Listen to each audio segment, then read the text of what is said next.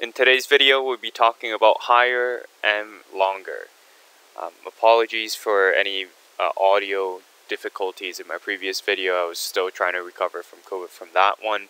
And I thought I would just do a new video to cover the kind of new data instead of trying to record that last one and try to really hone in for some of the points discussed in the last video, and also again talk over a new video. I feel like this will provide more value.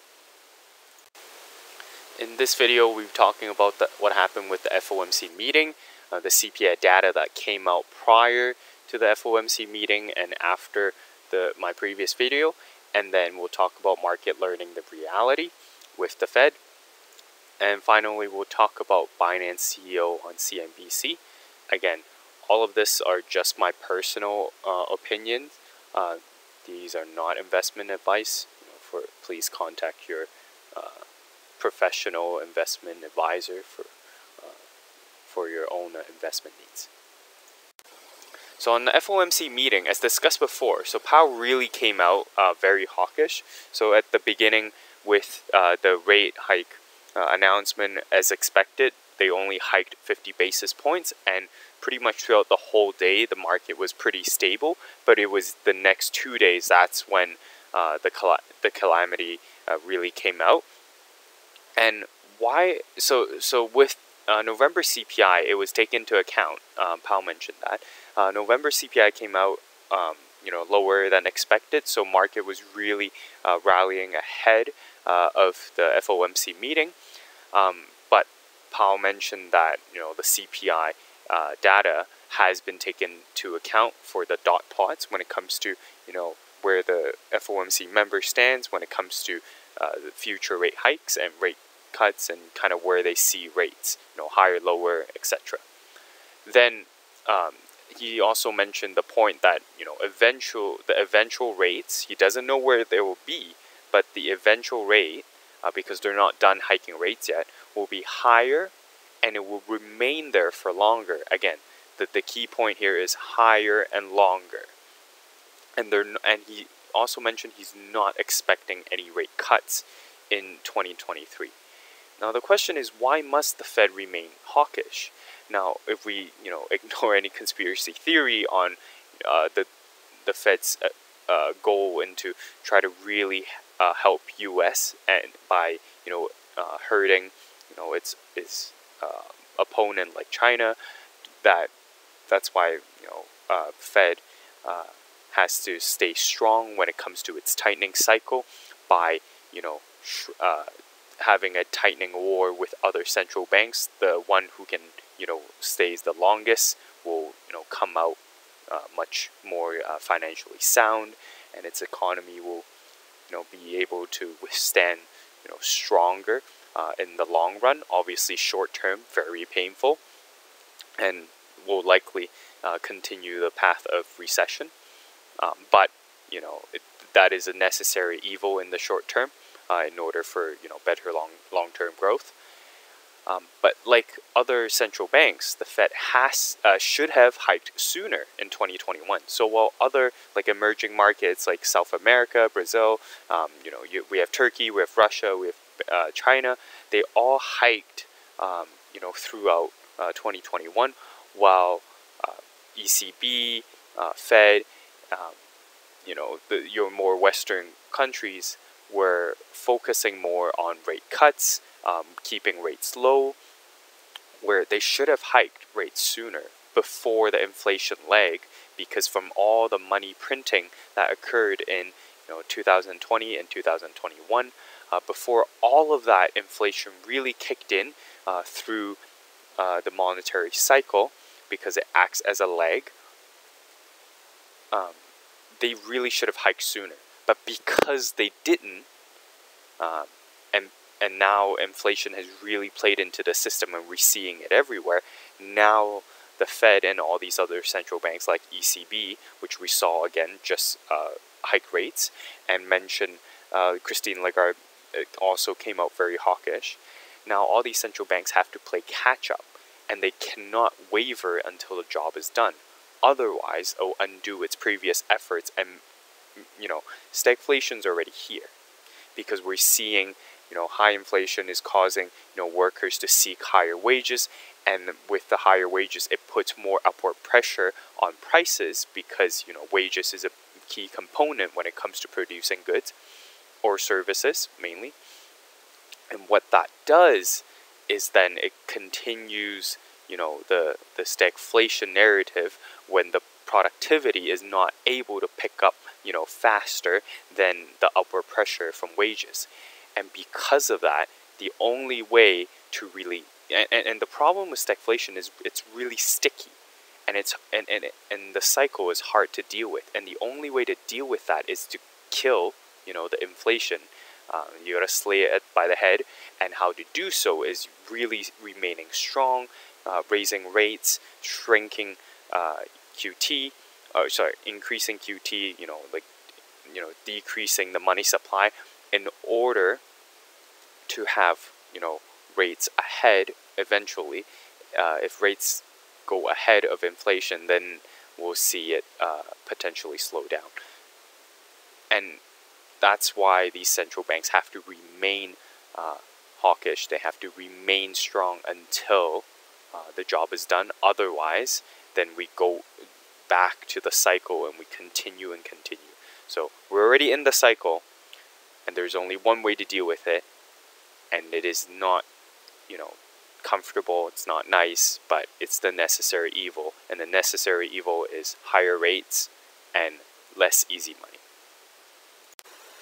Now let's talk about the CPI. So again, it was lower than expected, and that's why the market kind of rallied ahead of the scheduled FOMC meeting on Wednesday. One of the key components that drove it being lower than expected, secondhand car price continues to fall. So this is something I mentioned before, where if, it is reasonable with supply chain when it resumed with the chips shortage from the beginning of this whole supply chain issues process. That's why we saw because of the chips lacking, we saw first-hand cars really lack, and so that's what drove second-hand car prices much higher. So even if there were situations where even if you have the money, you can't buy a new car for like 3 to 6 months because you're waiting for the microchip. And that's why second-hand car prices at a certain point was actually higher. For some models, some cars were higher than first-hand. But now that first-hand cars have that supply chain issue dealt with microchips coming back in, and that's dealt with, and that's why we're seeing second-hand car prices falling very quickly. Another point being medical costs continues to fall. As mentioned before, it's because of the calculation. So medical costs isn't really falling for average Americans, but what's happening is there's less of them going to see doctors. And how the medical costs in the CPI is calculated is it takes into revenue, partly, mostly being medical insurance premiums, which is a fixed amount, but the costs, they take it as actual. So if there's less people going to see doctors, it's less costly for these medical services providers, but the revenue calculated is fixed. And so it's not necessarily because medical cost is cheaper for Americans, but rather there are less people going to see doctors. And so these are the things that you have to take into account. Another thing to keep in mind is comparable versus absolute. So prices can continue higher as inflation rates fall, but that's because the prices are just increasing at decreasing rate. So when we look at inflation year over year or month over month, you're being compared to previous years or previous month. So when we're hitting more and more into this inflation cycle, our comparable data, is from a higher point already. Meaning, like, we can't, if we keep increasing at these insane inflation rate, over 8% all the time, then that's crazy. But what's happening is that prices are still going higher and higher, but they're just going at a slower rate. So unless we see a negative inflation print, meaning like, negative 0.1% or negative 0.5%, prices will not fall. We will not see prices fall. And that's why in order for the Fed to have, really control of prices, to really bring prices down, they have to remain strong on fighting inflation. So now we've kind of covered what with the CPI data and also FOMC meeting, and let's see how the market really took it. So as mentioned before, market going up to it was way too optimistic. They try to price in ahead of time the end of the rate hike cycle with, possibly a 50 BP point rate hike in this meeting, and then a 25 BP point rate hike in next meeting, and that's it. And market was way too optimistic. Again, if the Fed really wants to control inflation, it has to stay strong and persistent to bring it down instead of flip-flopping. Even though I do agree that the Fed eventually will pivot, but it won't do it when the market remains optimistic about the pivot and tries to front run it. Because as you're trying to front run it, it is counterintuitive to what they are trying to do when they're trying to bring prices down. And as market participants continue to try to front run that, the Fed won't waver. So until there is a pricing in the fact that we are in the tightening cycle for longer, the Fed will not waver. And so that's the tricky part that the market has to understand. So instead of pricing in a pivot, you need to price in the tightening, and then maybe we'll see the pivot, and then you can make that shift. And finally, even if the rate hike pauses, maybe one more obviously that's not the case anymore, as mentioned by Fed Chair Powell.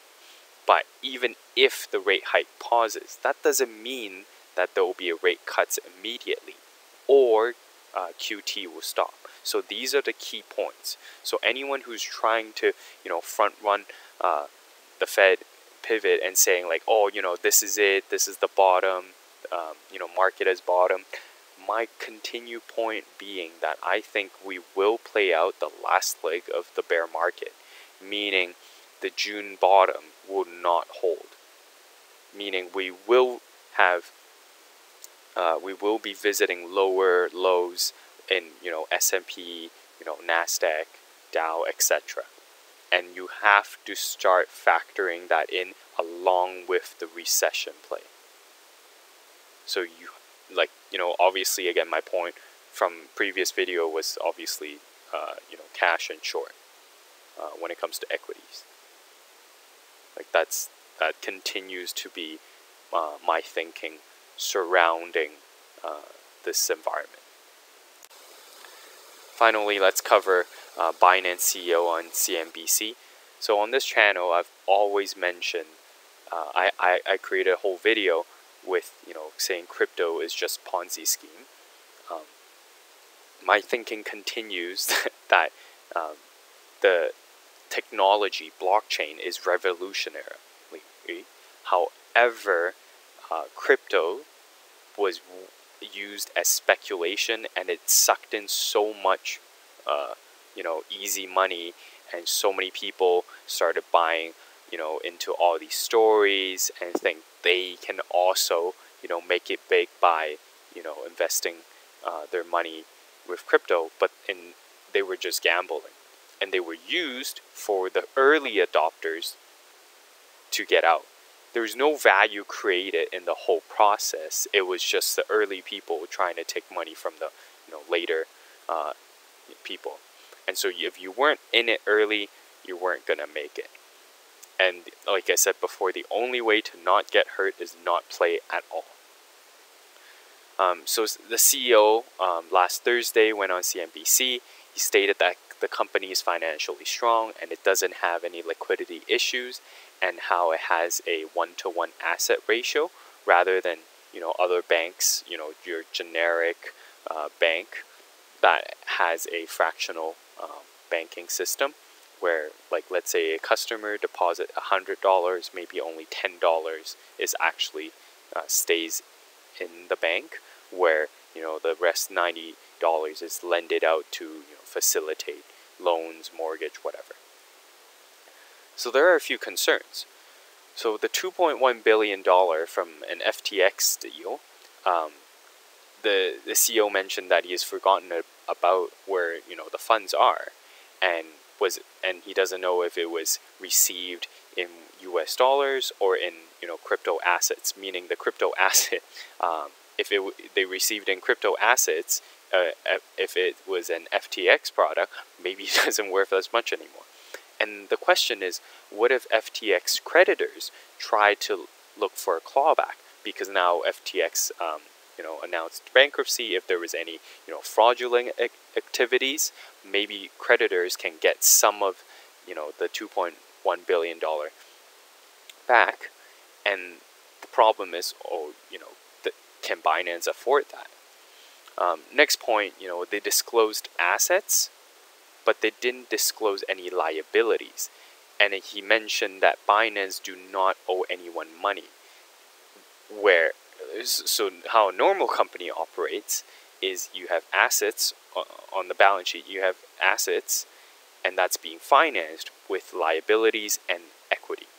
Equity being, the owners coughed up, and then liabilities being debtors.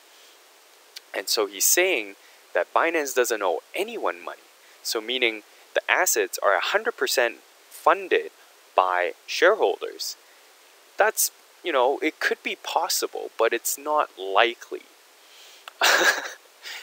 And another point is, there is, so the assets were published, but how come the audit wasn't done with, how come there's no official audit done also with liabilities as well? And so he stated that no big firms understand crypto enough to audit it. But Deloitte, one of the big 4 accounting firms, audits Coinbase. So again, one of the key things when it comes to an audit from accounting firms, if no accounting firms are willing to take on, an audit for your company, it could usually mean a few things. One, they don't feel comfortable enough about the topic to, audit this company. Like, they're not familiar enough. So they'll say, I don't have the expertise, so I won't do it. But clearly, Deloitte does, because it audits Coinbase. So another reason that could lead to it is because they can't sign off on it, because they know something is wrong. They are not comfortable enough to sign off on an audit saying, like, hey, I've done an audit on this is good to go, there's no issues on it, at least not materially enough that I've noticed.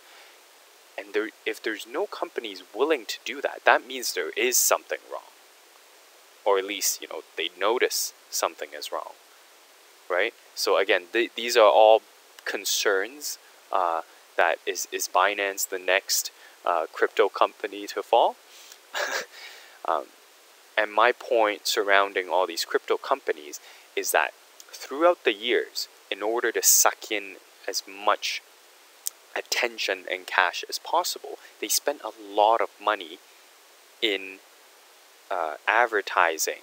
They spent a lot of money in all these guarantee returns on customers saving, putting their cryptocurrencies with them, and this all worked out. Like I remember one of my friends coming to me telling me, hey, this company's great. I put in my cryptocurrency, they give me 7% guarantee return. 7% guarantee return. And he was like, oh, this is just like a savings account. It's 100% safe. And I was just, concerned, because this wasn't, it's not like now where bond yields, before we saw, US 10-year hitting 4%, now it's like obviously 3 point something. Where with some leverage, you can get to 7% relatively easy. But back then, it was when rates were at 0.